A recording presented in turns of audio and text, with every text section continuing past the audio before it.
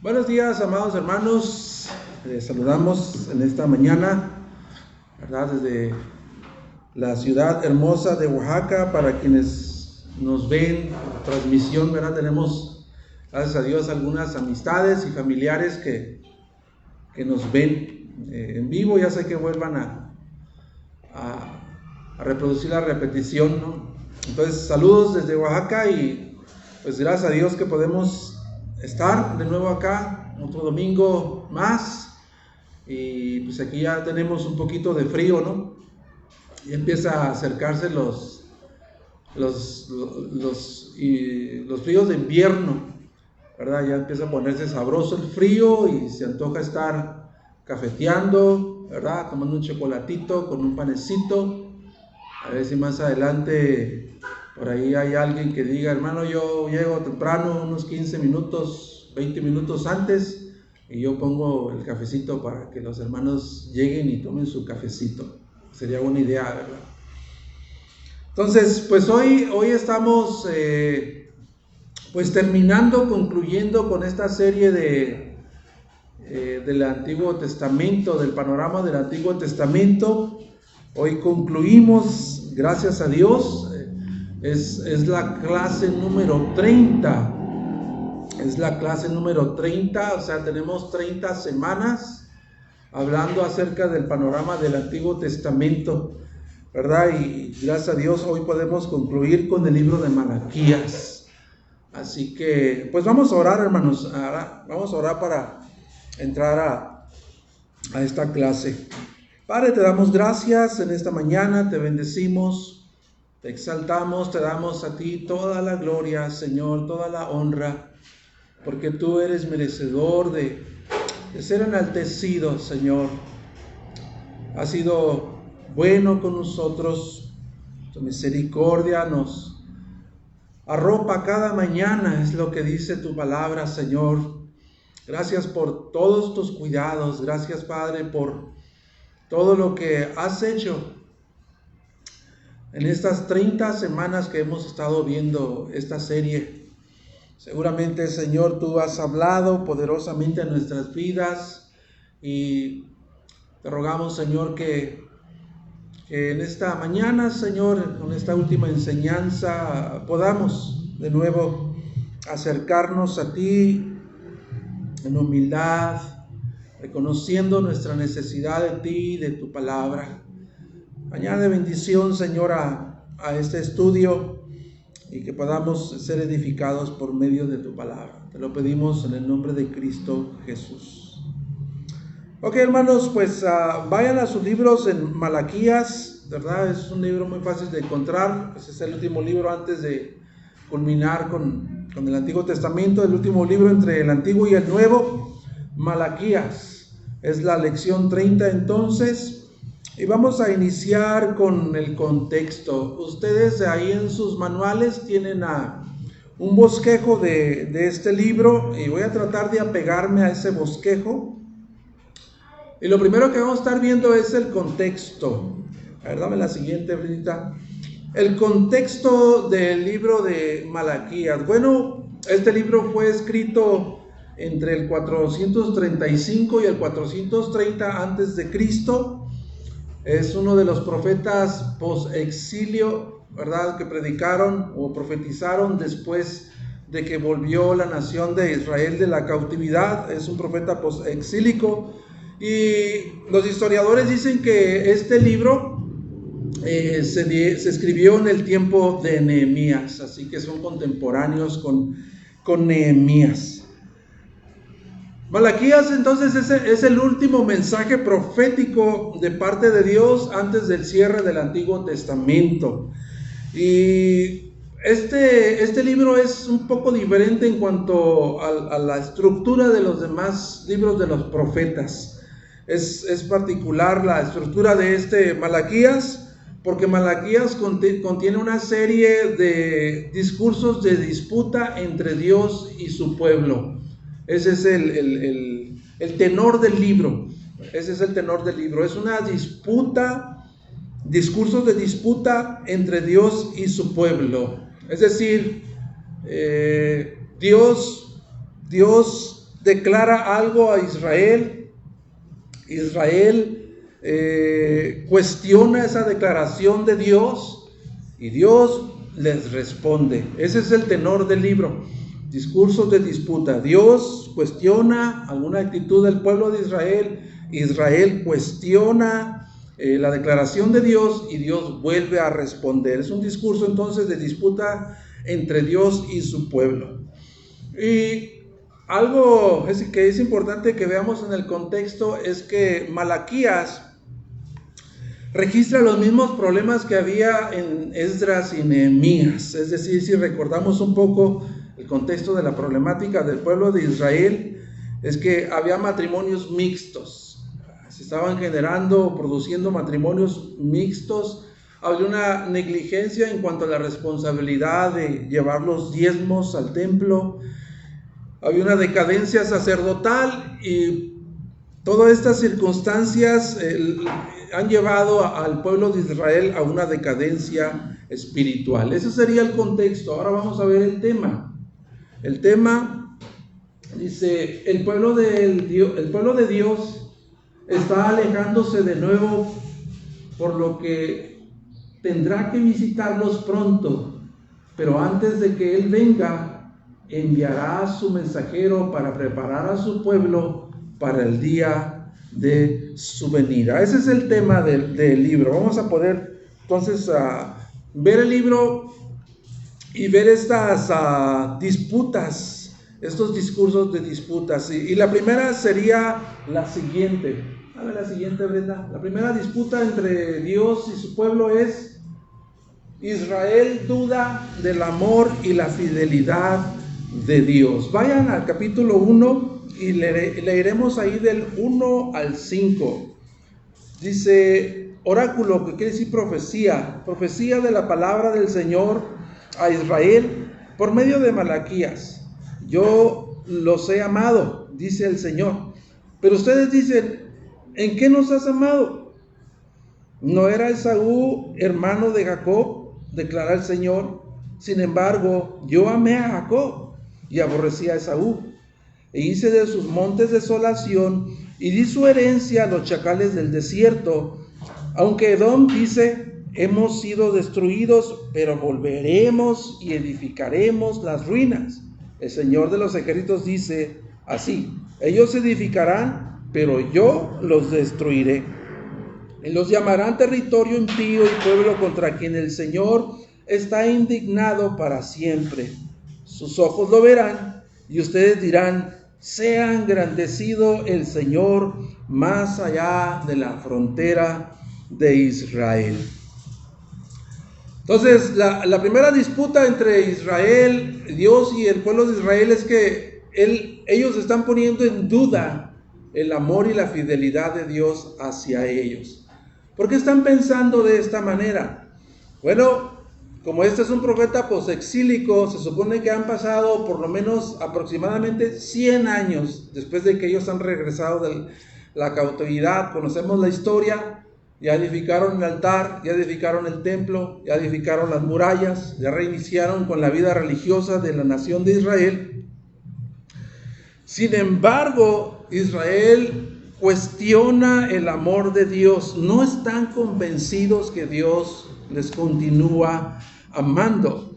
Y Dios, para ayudarles a entender que realmente Dios tiene un amor infinito por ellos, Él dice, acuérdense de Jacob que fue elegido. Acuérdense de Jacob que fue elegido, mientras que Esaú y sus descendientes, los edomitas, fueron rechazados. Aunque cabe mencionar que Israel, ¿verdad?, experimentó la disciplina de Dios en el exilio y también en muchas formas en las que Dios les disciplinó por un tiempo.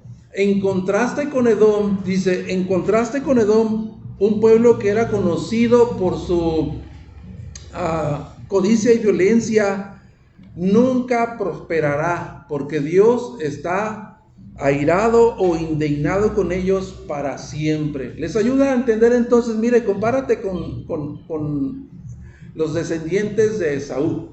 Yo amé a Jacob, Y Dios les está diciendo, en otras palabras, yo los elegí a ustedes.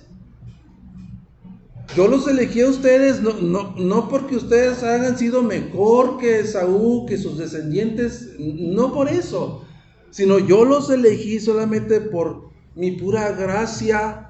Yo los elegí para que ustedes fueran el objeto de mi amor. Yo los elegí a ustedes para que fueran el objeto del amor soberano e incondicional de Dios. Ustedes son los herederos de las promesas eternas que yo he hecho en el pacto para ustedes.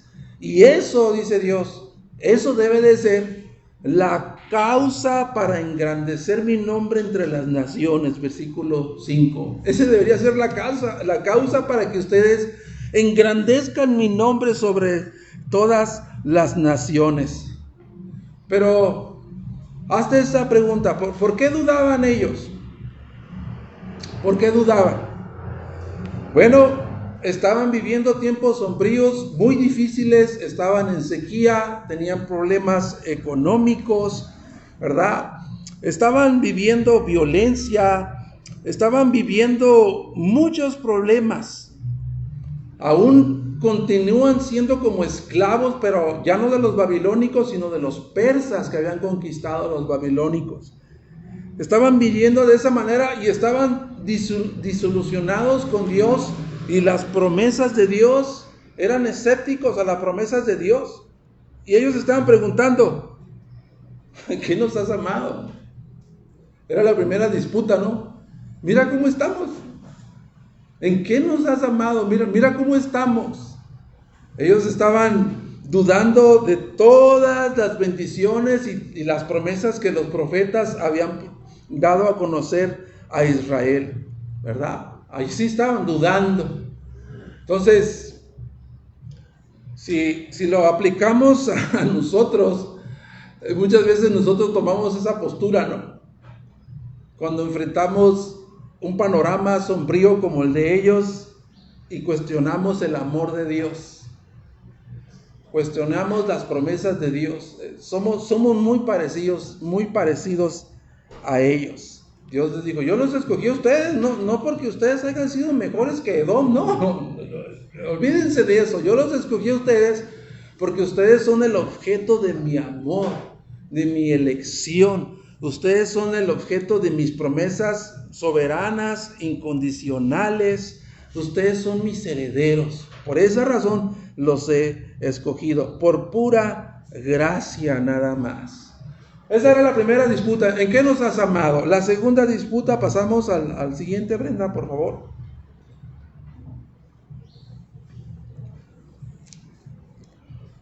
La segunda disputa está en los versículos, vaya al capítulo 1 de Malaquías, empezando por el versículo 6. Ellos estaban despreciando a Dios. El Dios del pacto no será despreciado. Dios está diciendo, el Dios del pacto no será despreciado. Leemos del 6 en adelante. Dice, el hijo honra a su padre y el siervo a su señor. Pues si yo soy padre, ¿dónde está mi honor? Y si yo soy Señor, ¿dónde está mi temor? Dice el Señor de los ejércitos a ustedes, sacerdotes, que desprecian mi nombre. Pero ustedes dicen, ¿en qué hemos despreciado tu nombre? En que ustedes ofrecen pan inmundo sobre mi altar, y ustedes preguntan, ¿en qué hemos deshonrado? ¿En qué te hemos deshonrado? En que dicen, la mesa del Señor es despreciable.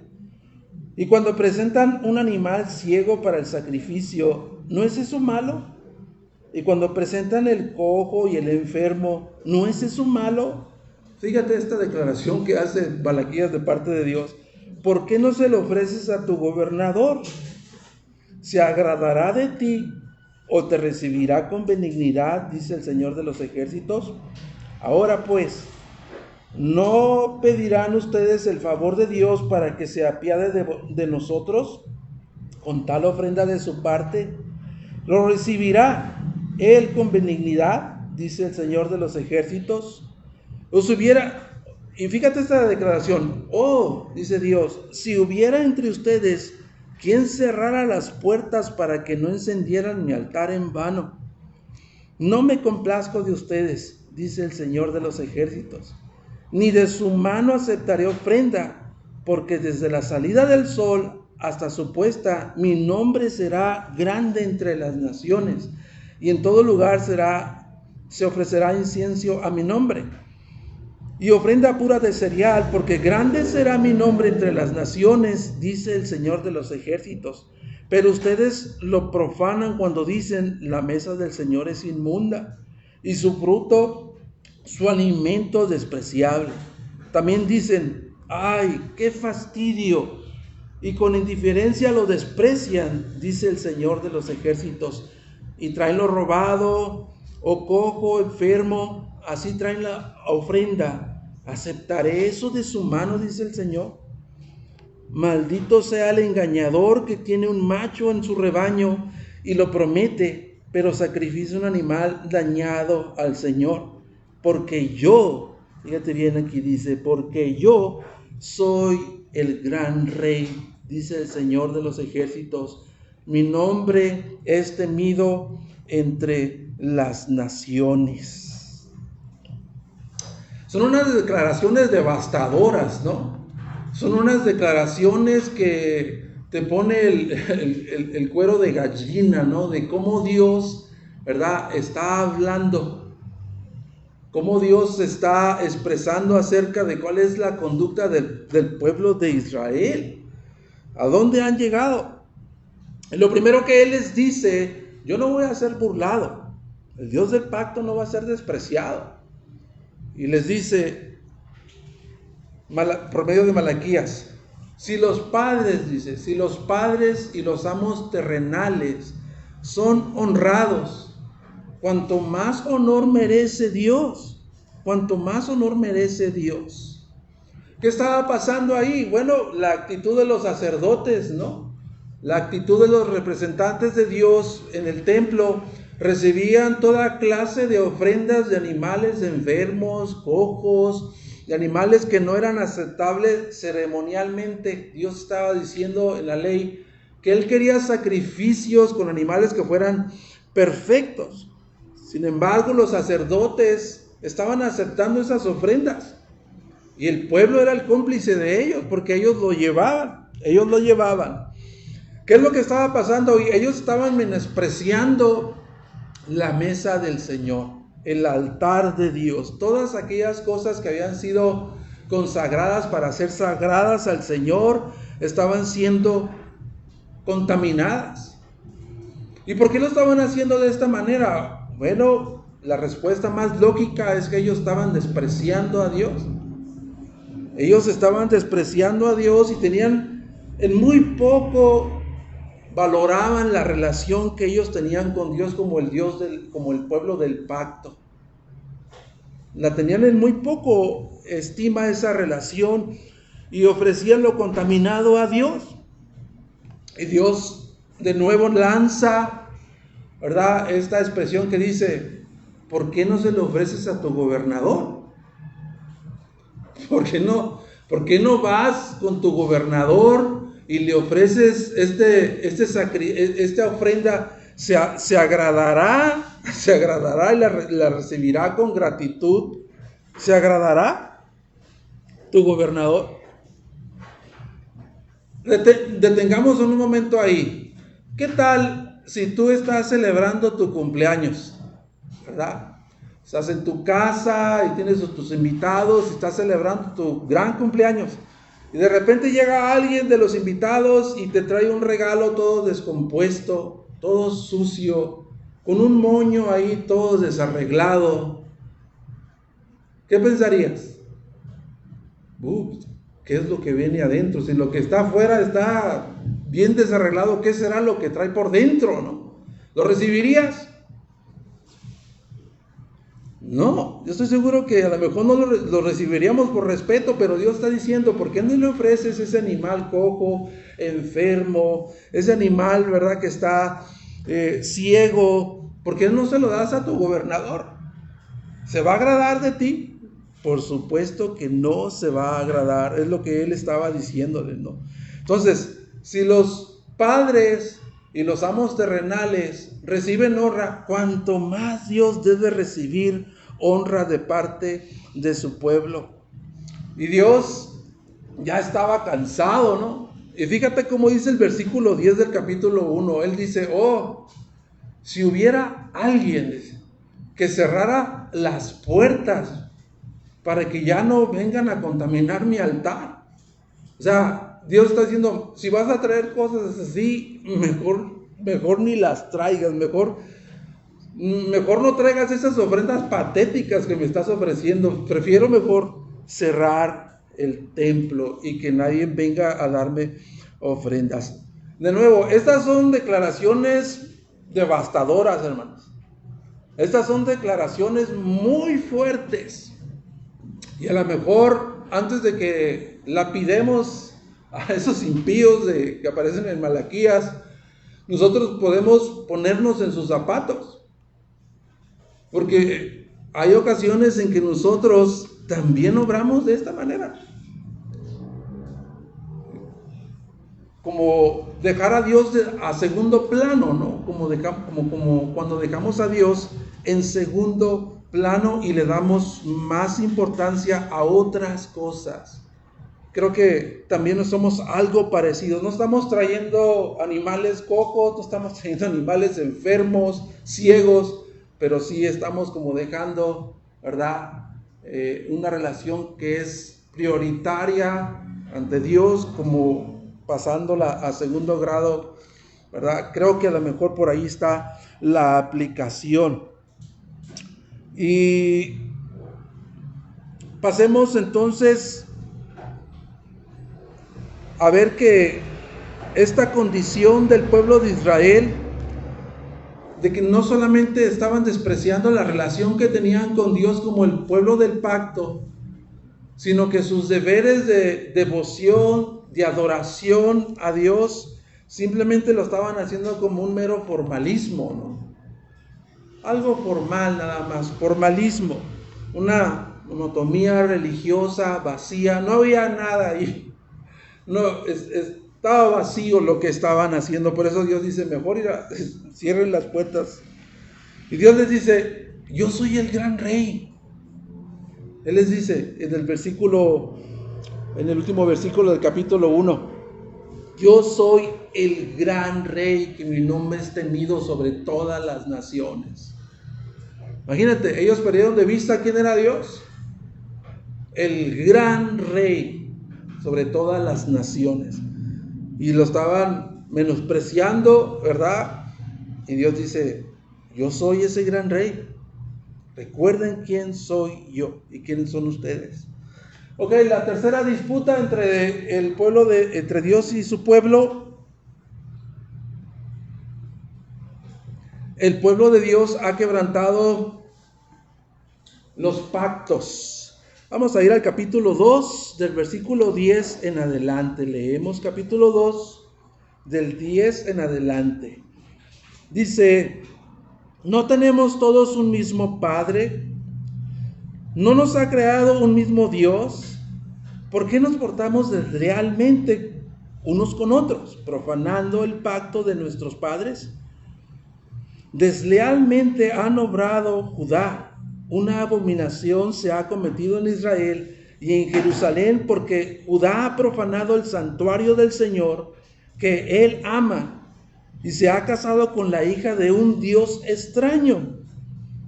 Que el Señor extermine de las tiendas de Jacob al hombre que hace esto, sea testigo o defensor, aunque presente una ofrenda al Señor de los ejércitos. Y esta otra cosa hacen, cubren el altar del Señor de lágrimas, de llantos y gemidos, porque Él ya no mira la ofrenda ni acepta con agrado de su mano. Y ustedes dicen, ¿por qué? Porque el Señor ha sido testigo entre tú y la mujer de tu juventud, contra la cual has obrado deslealmente, aunque ella es tu compañera y la mujer de tu pacto, pero ninguno que tenga un remanente del Espíritu lo ha hecho así. ¿Y qué hizo este mientras buscaba una descendencia de parte de Dios? Presten atención, pues, a su espíritu no seas desleal con la mujer de tu juventud, porque yo detesto el divorcio, dice el Señor, Dios de Israel, y el que cubre de iniquidad su vestidura, dice el Señor de los ejércitos. Presten atención, pues, a su espíritu no sean desleales.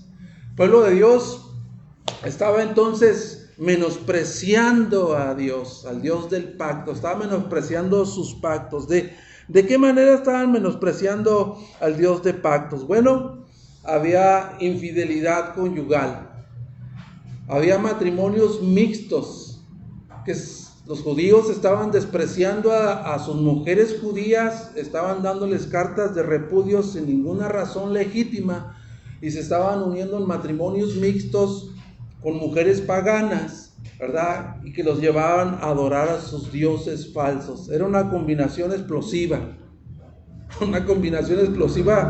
de infidelidad matrimonial y de idolatría. Una combinación tóxica que empezó a contaminar a todo el pueblo. Todo el pueblo empezó a ser contaminado por esta práctica. Y Dios, ¿qué les dice? Ustedes han hecho abominaciones. Ustedes han hecho abominación. Le dijeron, ¿cómo? ¿Cómo que? ¿En qué te hemos despreciado? ¿En qué hemos menospreciado? ¿En qué te hemos menospreciado?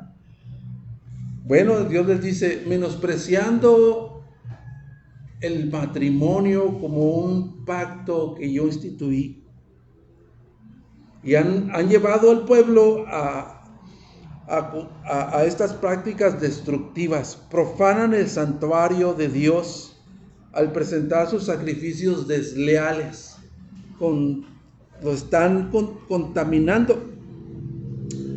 Es decir que Dios estaba viendo cómo la nación de Israel, que estaba en estos pecados de darles cartas de repudio a sus mujeres sin ninguna causa legítima, después tomaban a mujeres paganas y aún así iban al templo a ofrecer sus sacrificios.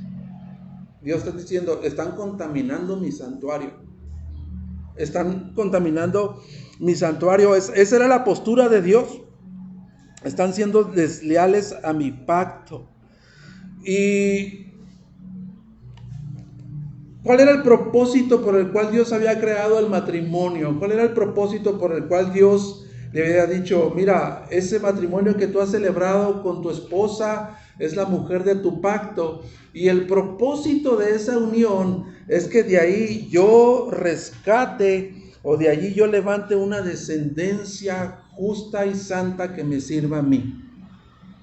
Y ustedes, dice, han despreciado ese pacto. Entonces, como ven, hermanos, son declaraciones de Dios de nuevo muy fuertes, tratando de estremecer a la nación de Israel y traerlas a un arrepentimiento, que se volvieran a Dios. Sin embargo, ellos siguen mostrando esta actitud de estar disputando con Dios, alegando con Dios. Ok, pasamos entonces a la cuarta disputa. Dice, Dios es acusado de injusticia. El pueblo acusa a Dios de injusticia y negligencia. Vayan ahí al capítulo 2, del versículo 17. Versículo 17. 2:17. Dice, ustedes han cansado al Señor con sus palabras y dicen, ¿en qué lo hemos cansado?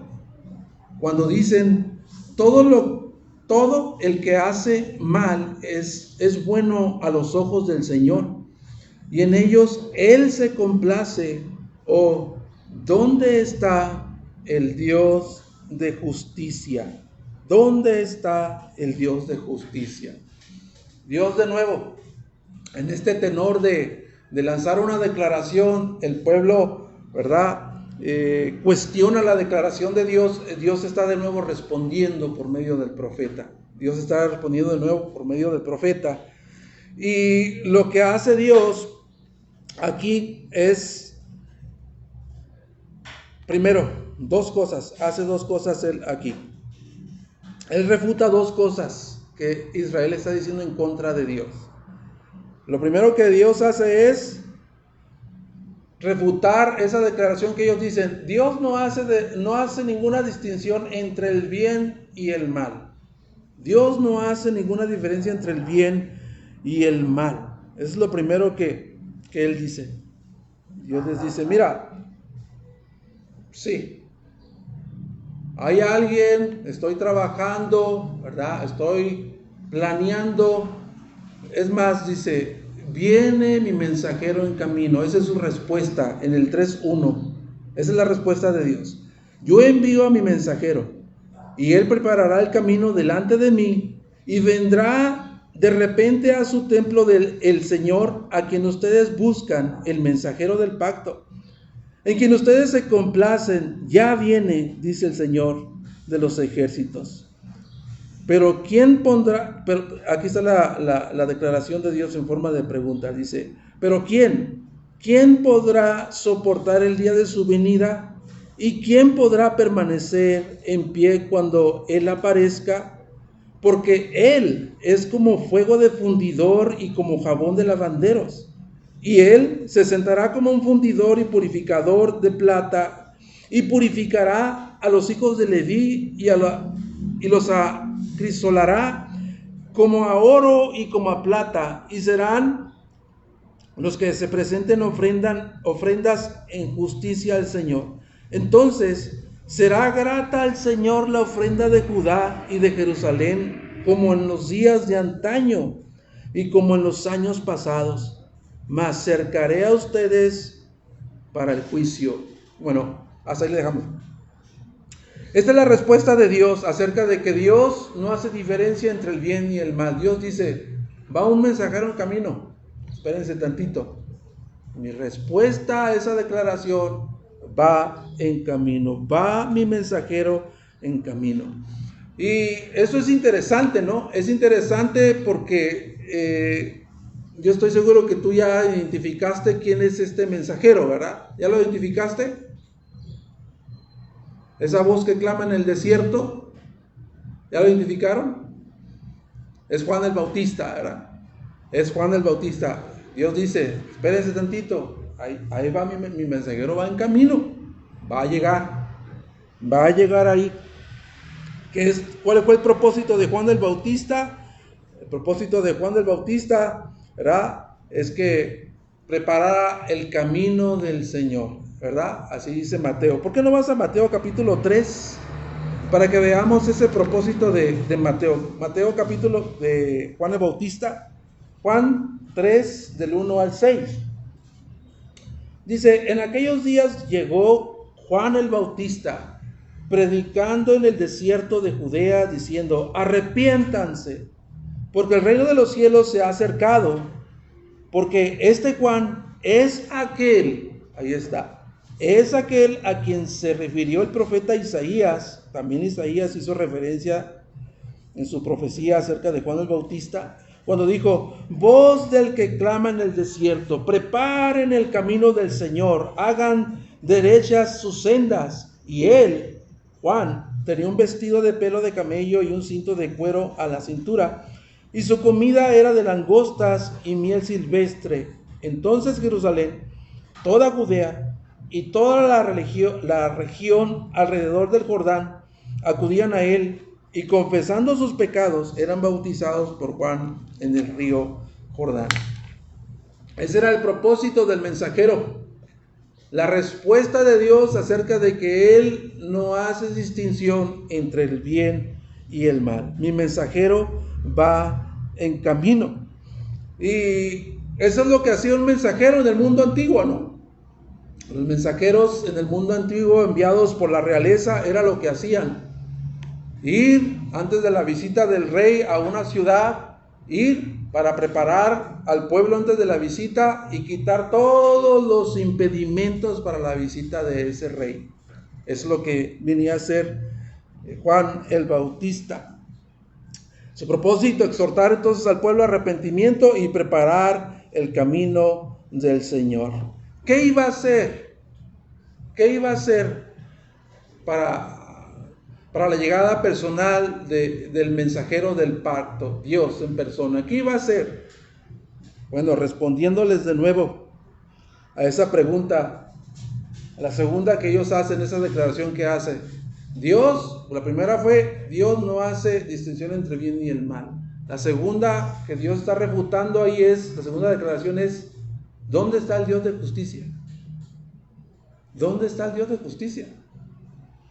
Bueno, cuando Él venga, dice, cuando Él venga, Él iniciará una limpieza como un lavandero. Él va a venir con un jabón de lavandero, va a venir como dice allí, va a venir como un fundidor que prepara su horno, como alguien que va a venir a limpiar la nación, que va a venir a purificar la nación, como se purifica el oro y la plata en el fuego. Ese sería uno de los propósitos de su venida, y traería juicio contra los malvados. Dios está diciendo: todo aquel que diga que probó a Dios y se salió con la suya, no se salvará. De tal manera que dice que van a ser destruidos por el fuego, Después de esta purificación, después de esta limpieza, Dios dice que Dios va a levantar un pueblo de nuevo, en el que Él se va a agradar de las ofrendas, porque serán gratas, porque los corazones, el interior de esos verdaderos adoradores, entonces darán ofrendas gratas delante de Dios. Versículo 5 de ese mismo capítulo 3. Me acercaré a ustedes para juicio y seré un testigo veloz contra los hechiceros, contra los adúlteros, contra los que juran en falso y contra los que oprimen al jornalero en su salario, a la viuda y al huérfano, contra los que niegan el derecho del extranjero y los que no me temen, dice el Señor de los ejércitos, porque yo, el Señor, no cambio. Por eso ustedes, fíjate esta declaración, por eso ustedes, oh hijos de Jacob, no han sido consumidos. Por eso ustedes no han sido consumidos. Israel está diciendo: tú no haces diferencia entre el bien y el mal, el justo y el injusto. Pero Dios dice: yo vengo a ustedes, no como ustedes lo esperan. Ustedes esperan que venga y haga juicio a las naciones, pero yo vengo a hacer juicio a ustedes. Qué tremendo, ¿no? Ellos esperaban que Dios viniera y juzgara a sus enemigos, las naciones colindantes, pero Dios les dice: no, así no es. Yo vengo a hacer juicio, pero juicio en contra de ustedes. Y les dice Dios: y si creen que soy injusto, creen que soy injusto, bueno, Dios dice: yo no cambio en cuanto a mis planes. Dios les declaró: yo soy inmutable en mis promesas y en mis propósitos para con ustedes. Yo soy inmutable. Y dice Dios: si no fuera así, ustedes ya habrían sido consumidos. Ustedes ya habrían sido consumidos.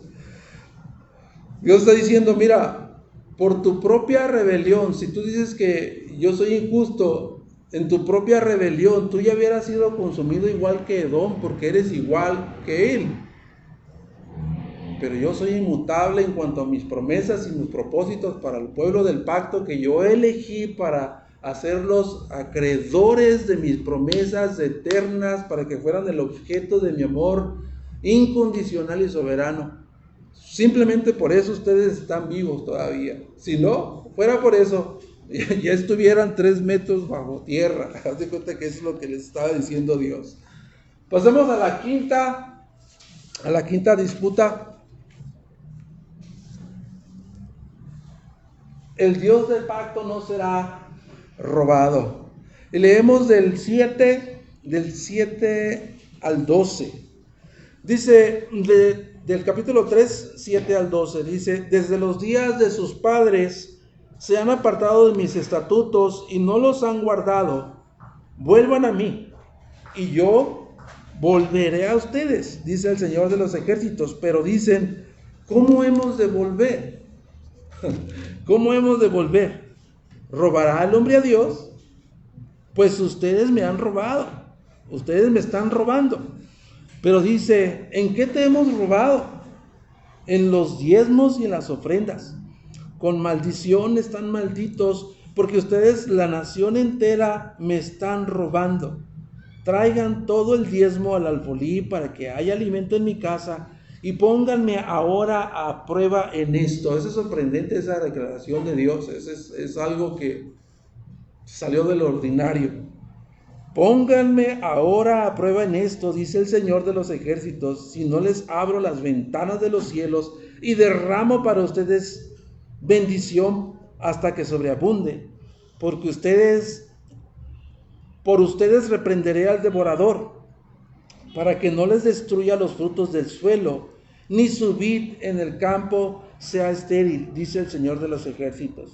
Y todas las naciones los llamarán a ustedes bienaventurados, porque serán una tierra de delicias, dice el Señor de los ejércitos. ¿Qué te hemos robado?, le preguntó. Seguían en esta postura de obstinados en su orgullo y en su rebelión. ¿En qué te hemos robado, Dios?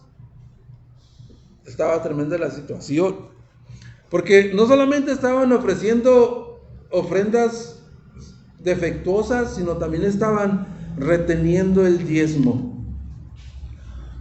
Ojo aquí, ellos estaban reteniendo el diezmo por la condición de pobreza, de sequía, de opresión de los persas, porque ellos, evidentemente, la retención del diezmo estaba evidenciando una cosa: que ellos habían perdido la confianza en las promesas de Dios para satisfacer sus necesidades si ellos guardaban los mandamientos de Dios. Y Dios les dice con ternura y con mucha gracia y amor: regrésense a mí, estoy dispuesto, vuélvanse a mí y yo me voy a volver a ustedes.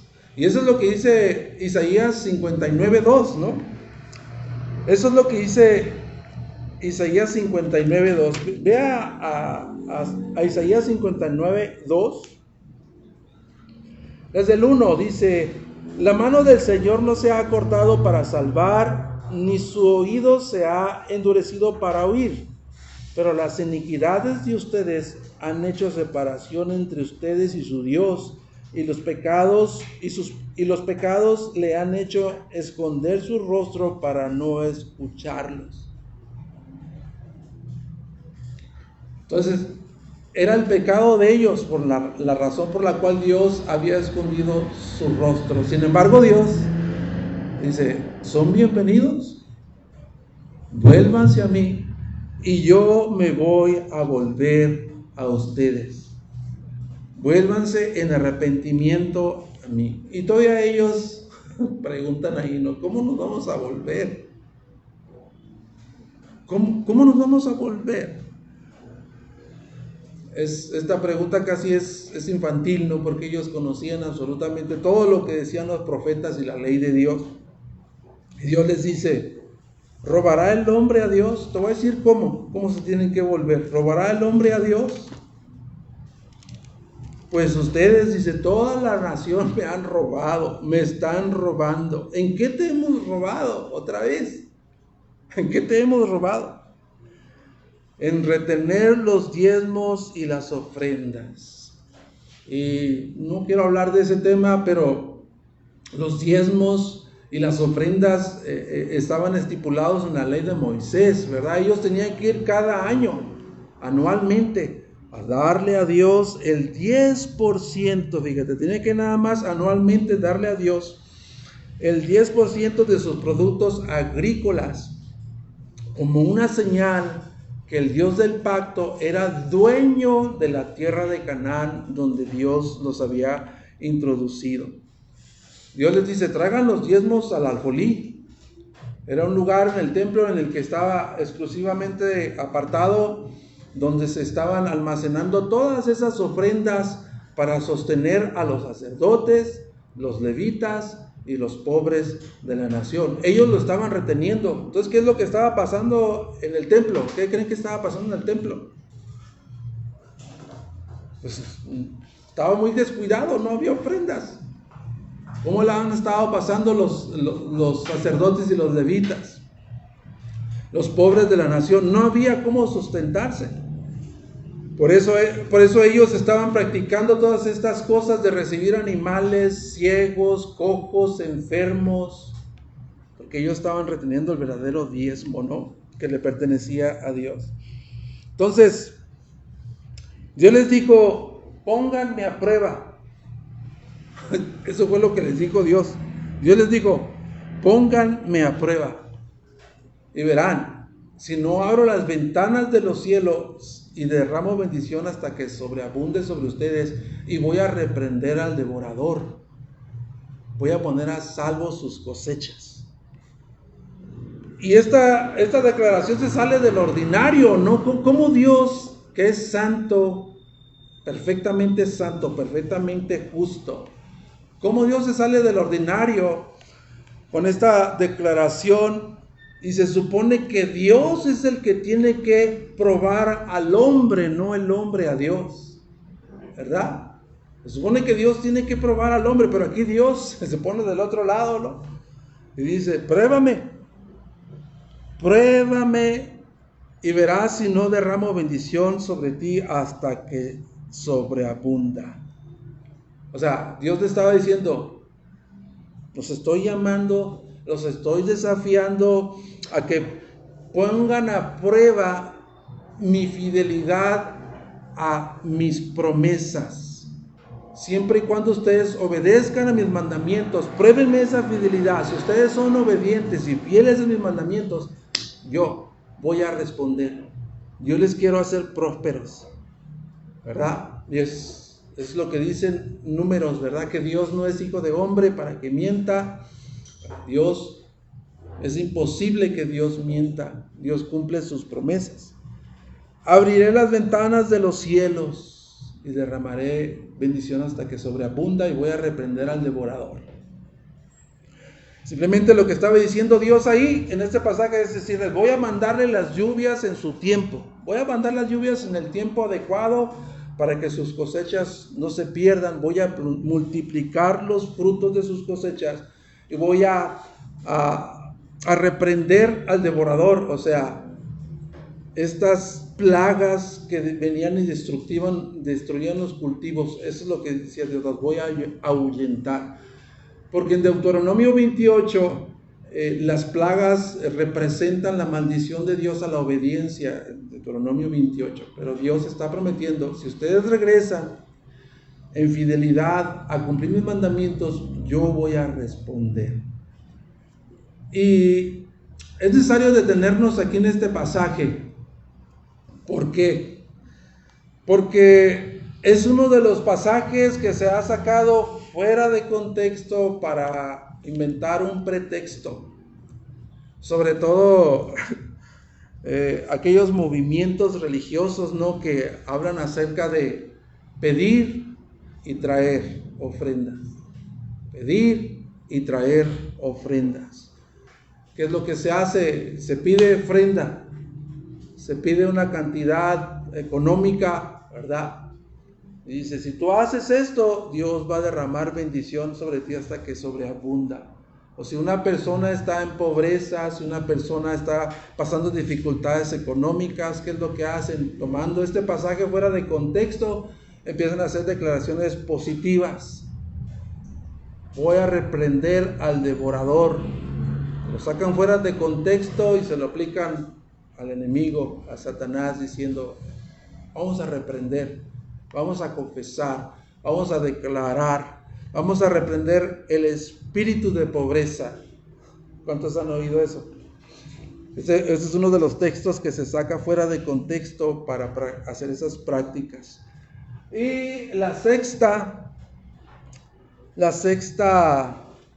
disputa entre el Dios de pactos y su pueblo es que el pueblo habla en contra de Dios, acusándolo de que servirle no tiene ningún provecho. Ellos dijeron, servir a Dios no tiene ningún provecho. Vayan al capítulo 3, versículo 13 al 16. Ya vamos a terminar. Dice, las palabras de ustedes han sido duras contra mí. Fíjate, han sido duras sus palabras contra mí, dice el Señor. Pero dicen, ¿qué hemos hablado contra ti? Ustedes han dicho, en vano es servir a Dios. ¿Qué provecho hay en que guardemos sus ordenanzas y en que andemos de duelo delante del Señor de los ejércitos? Por eso ahora, lo que es peor, llamamos bienaventurados a los soberbios, no solo porque prosperan los que hacen el mal, sino que también ponen a prueba a Dios y escapan sin ser castigados. Entonces, los que temían al Señor se hablaron unos a otros, y el Señor prestó atención, escuchó, y fue escrito delante de él un libro memorial para los que temen al Señor y para los que estiman su nombre, y ellos serán míos, dice el Señor de los ejércitos. El día en que yo prepare mi tesoro especial y los perdonare como un hombre perdona al hijo que le sirve, entonces volverán a distinguir entre el justo y el impío, entre el que sirve a Dios y el que no le sirve. El pueblo de Dios seguía lanzando, desafiando a Dios, seguía hablando violentamente en contra de Dios, y eso simplemente revela un corazón duro, ¿no? Un corazón obstinado que rehúsa arrepentirse, obstinados en su orgullo, seguían disputando con Dios, seguían en disputa con Dios. Ellos decían, es en vano servir al Señor. Bienaventurados los soberbios, dicen ellos, porque ellos han engañado a Dios y se han salido con la suya. Entonces ellos dicen, es inútil servir a Dios. No hay ningún provecho en guardar sus mandamientos. ¿Por qué? Porque los que se han burlado de Dios se han salido con la suya. Los soberbios, ¿verdad?, que han engañado a Dios se han salido con la suya. Dios no ha hecho ni bien ni mal. Ellos siguen prosperados. Pero ¿qué dice Dios? Dios dice, tengo un remanente. En lo que hablaba el pueblo ahí, todo eso violentamente en contra de Dios, había un remanente aparte que estaban hablando bien acerca de Dios. Que Dios los identifica como aquellos que temen a su nombre. Aquellos que temen a su nombre o que estiman a su nombre. Esos son míos, dijo Dios. Esos son los míos. Y Dios dio orden de que se escribiera un libro ahí para que después pasara el tiempo y pudieran citar ese libro y recordar que había un remanente fiel, dispuesto a servir a Dios, dispuestos a honrar a Dios, porque tenían un temor ferviente hacia Él. Y Dios dijo, esos son los míos. Esos son los míos, dice Dios. Y el final, terminando,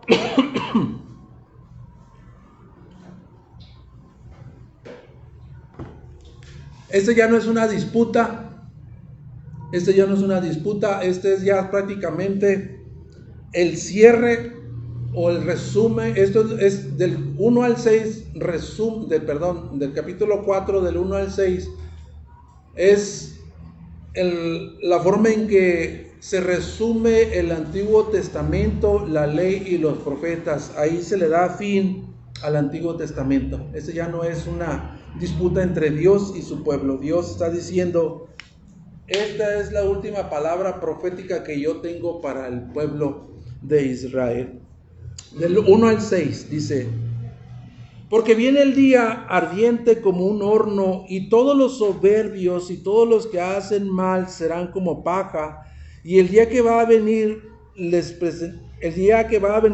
prenderá fuego, dice el Señor de los ejércitos, que no les dejará ni raíz ni rama. Pero para ustedes que temen mi nombre, se levantará el sol de justicia con la salud en sus alas, y saldrán y saltarán como terneros del establo, y ustedes pisotearán a los impíos, pues ellos serán ceniza bajo las plantas de sus pies el día en que yo actúe, dice el Señor de los ejércitos. ¿Recuerdan ese grupito que se juntó y empezó a hablar acerca de que pues no vale la pena servir a Dios, no vale la pena guardar sus mandamientos? Bueno, para ese grupito Dios dice: viene la destrucción para los soberbios y para los malvados.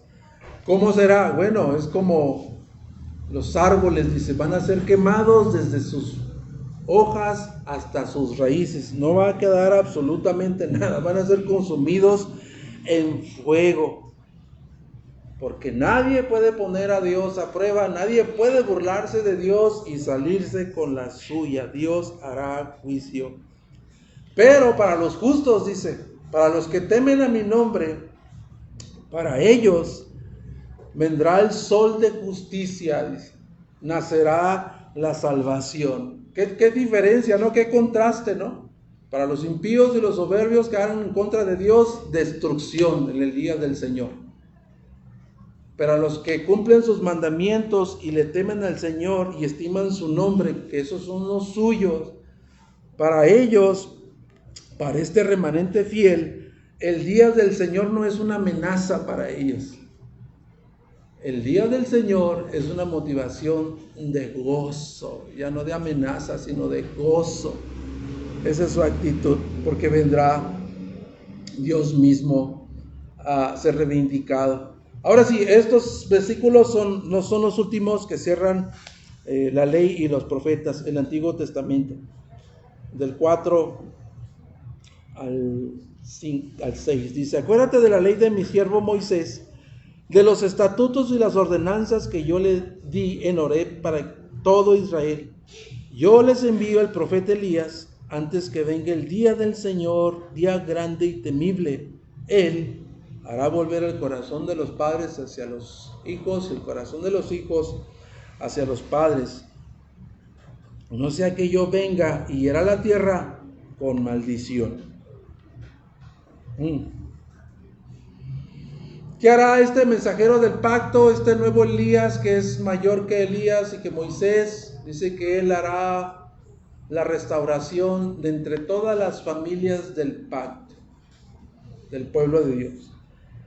Va a haber una restauración de todas las familias del pueblo de Dios, porque se van a volver a Dios en arrepentimiento, recibiendo a Dios mismo como Jesucristo, el Mesías, el Redentor, el mensajero del pacto. Entonces, ¿qué termina Malaquías? ¿Cómo termina Malaquías? No sea que yo venga y hiera la tierra con maldición. Termina con una amenaza de maldición, como iniciamos en Génesis capítulo 3. Ahí nos deja otra vez en Génesis 3, mostrando con esto la gran fidelidad, la gran inmutabilidad de Dios a sus promesas al pueblo escogido, a pesar de que el pueblo del pacto ha sido infiel, desleal en servir y seguir a Dios. Leo un último pasaje en Romanos 10:21 que prácticamente como que resume la actitud del pueblo de Dios. Romanos 10:21 dice: pero en cuanto a Israel dice: todo el día he extendido mis manos a un pueblo desobediente y rebelde. La la Reina Valera dice, en cuanto a Israel, todo el día mis manos extendía a un pueblo rebelde y contradictor. Y eso es lo que dice Jeremías, un pueblo que estuvo contradiciendo a Dios todo el tiempo. Entonces, cerrando ya este panorama del Antiguo Testamento, todo lo que hemos visto, hermanos. Dios cumplió sus promesas, ¿verdad? 400 años de silencio tuvo que pasar para que llegara el Mesías, el propio Hijo de Dios, el mensajero del pacto, el Mesías Salvador. Entonces, el pueblo de Dios, los israelitas, regresaron del exilio, regresaron del tiempo en el que Dios los había disciplinado, regresaron, volvieron a edificar el altar, el templo, cercaron con los muros la gran ciudad de Jerusalén, y resulta ser que ellos fueron iguales que sus antepasados, se volvieron igual de duros de corazón, incrédulos, corruptos. El exilio no cambió nada. Porque todavía estaban en un exilio espiritual esperando la venida del mensajero del pacto. Entonces, así terminamos el panorama del Antiguo Testamento. Esperamos que el siguiente domingo, por ahí vamos a repartir algunas invitaciones durante el servicio, ¿verdad? Para invitarlos al siguiente taller o curso que se va a dar de escuela dominical. Con eso terminamos, amados hermanos. Dios los bendiga.